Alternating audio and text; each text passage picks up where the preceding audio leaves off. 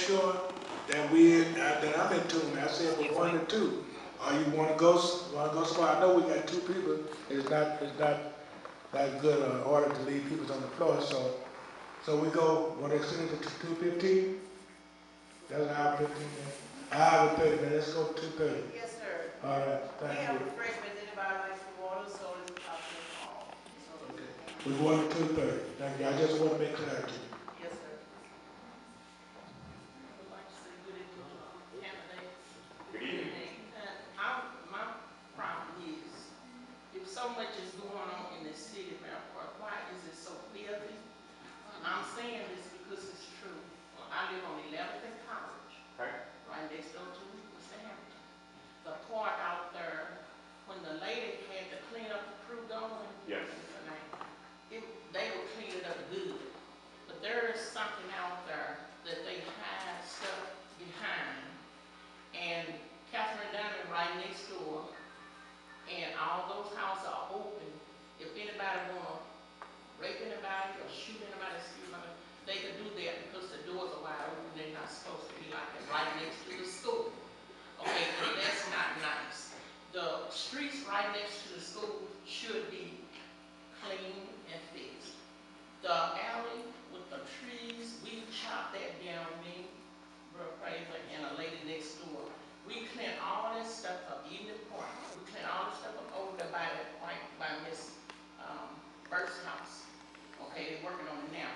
But I'm saying, why is that looking like it's looking right next door to the cleanup, buildings, with District 189 is over there. Okay, I live in that area. Downtown, there are buildings falling down, the trees are bad. I mean, we are black people, and we are not working together. We can speak to one another, say, we're going to do this, it never get done.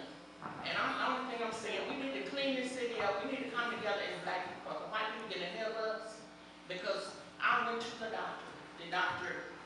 I went to get my medication. They say, you are no longer eligible for getting your medication.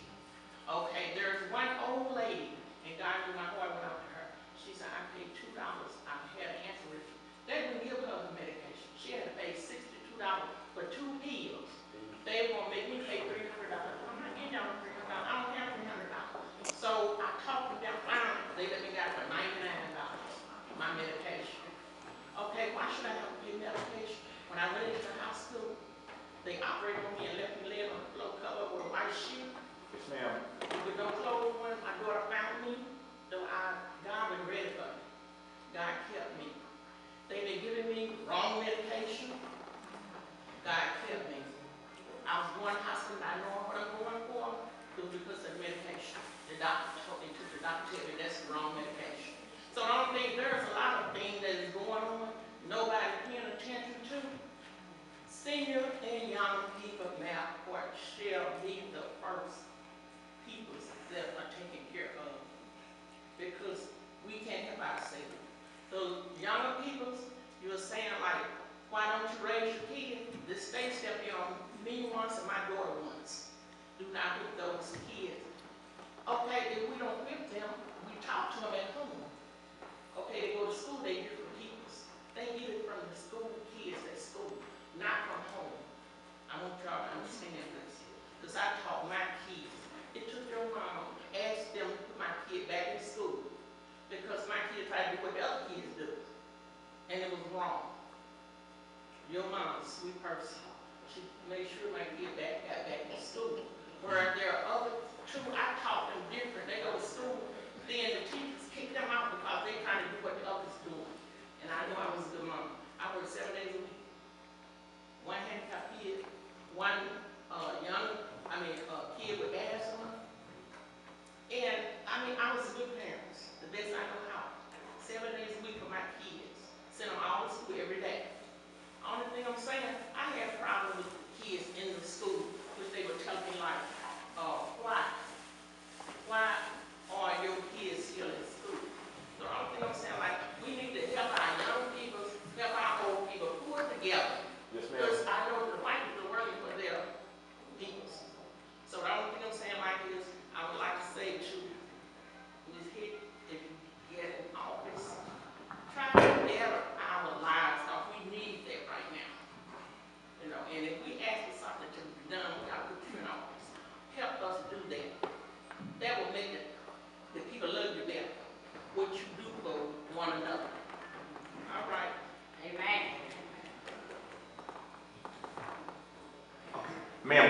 state your name? My name is Maddie Green, G-R-E-E-N. Green Sharkey. Green. Maddie Green. G-R-E-E-N-E. Okay. Thank you, Ms. Green. And I don't know if you were looking for a response or you just wanted to make a comment. No, what I'm saying is we need the area cleaned up right Okay. next to Allen's school. Okay.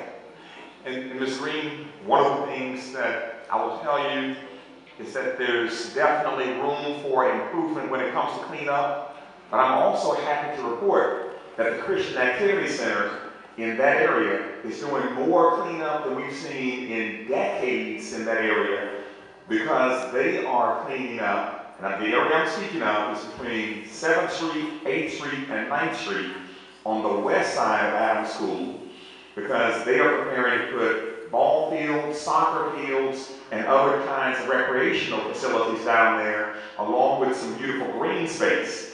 So the Christian Activity Center, led by Reverend Cantrell, is actually leading the way when it comes to cleaning up that area. Now, the other thing I'm happy to report is that the city of East St. Louis has torn down over 500 houses just in the last 3 years, along with the assistance from St. Clair County, and torn down some monstrosities of building, like the Christian Welfare Hospital that came down at 15th and Martin Luther King Drive, which had been standing open and derelict for over 15 years. Is there still room to grow? Yes, there is.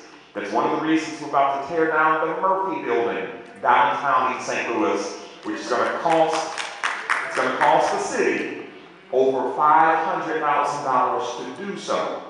They are in the process of getting rid of the asbestos so that we can get the building down and give you clean, safe, open neighborhoods that you need so that we can rebuild. In many cases, you have to get rid of the weeds in order to grow your garden. Our garden is our city, so you have to get rid of the weeds, the burned out, dilapidated, unkept structures, so that you can put new development in place. We've done a whole lot of that.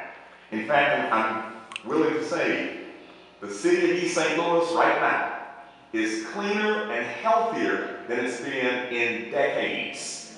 Cleaner and healthier than it's been since the early 1980s, because we've had a very aggressive and orderly demolition program, and because we have volunteers who have done a lot of cleaning up on behalf of the city. And thanks to the city council put money in place to actually have a clean team that is out here working along with Public Works to get rid of some of this debris. But I'm going to go back to something that Councilman Mosley said earlier.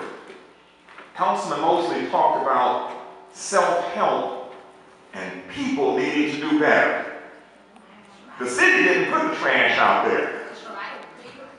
People who live here and people who don't live here put the trash out there, put the tires out there. At some point, people have to look in the mirror and say, if we're going to have a clean town, I've got to do better. I've got to pay my trash bill and stop taking my bags and put them out in the alley, and stop taking my bags and putting them out on vacant lots. People have to do better too. It's not just on city government. Could we do better in regulatory affairs and code enforcement? Probably. Doors standing wide open on houses. Yeah, we've got to do better than that. But again, somebody owns that house that's standing wide open. Does the city have to tell people to be decent and in order? Yeah, we do. But a lot of that